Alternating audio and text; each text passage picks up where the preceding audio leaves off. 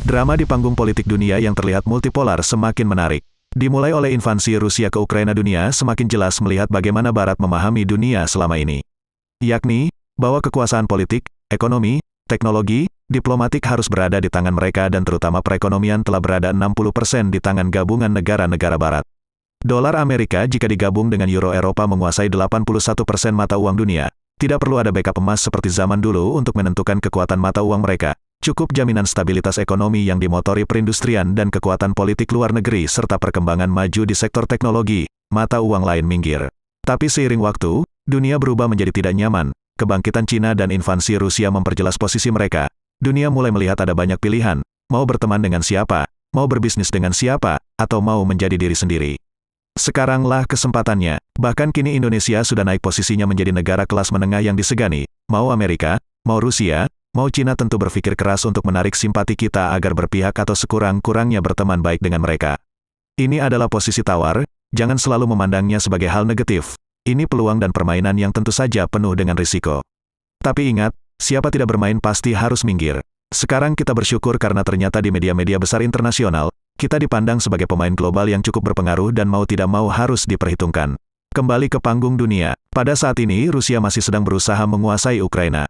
Hampir seluruh dunia barat telah menjatuhkan sanksi-sanksi terberat yang mereka miliki kepada Rusia sampai-sampai akibatnya membuat negara-negara barat sendiri terlihat semakin kritis menuju ke jurang krisis energi dan pangan yang sedemikian mengkhawatirkan lantaran kedua komoditas vital yang amat dibutuhkan Eropa ini ada di tangan Rusia dan sebagian lagi ada di tangan Ukraina. Keduanya sedang berperang maka baik pasok energi alam maupun pasok gandum menjadi sangat terganggu.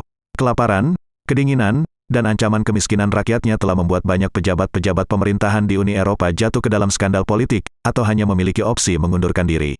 Akibat invasi Rusia, dunia ketiga melihat keruntuhan hegemoni Barat dan melihat Eropa ternyata hanya sampai di situ.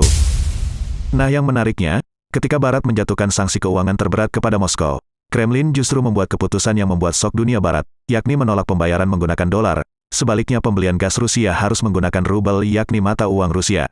Luar biasa, Putin. Ketika negara-negara lain memandang dolar dan euro sangat worth it, Rusia secara dramatis membuangnya, dan hal ini ternyata mampu merubah pandangan dunia terhadap kedua mata uang tadi. Dampaknya adalah baik euro maupun dolar Amerika perlahan dan pasti terdestruksi nilainya.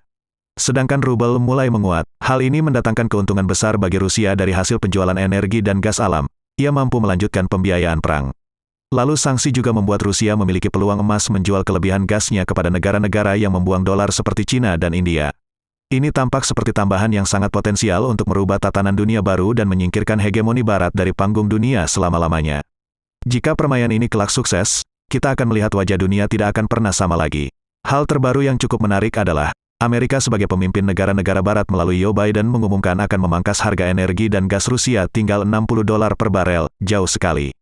Sekilas ini akan membuat Barat berada di atas angin dan membuat Rusia rugi. Tapi sekali lagi, Rusia bikin kejutan dengan pengumuman terbaru. Rusia tidak akan menjual komoditas energinya setetes pun kepada negara-negara yang melakukan pemangkasan. Benar saja, Eropa justru merasa kebijakan Amerika ini seperti mau membunuh Eropa. Alih-alih bisa mengikuti kebijakan tersebut, Hungaria malah membeli gas Rusia dengan harga yang jauh lebih tinggi dari sebelumnya. Benar-benar seperti makan buah si malangkama.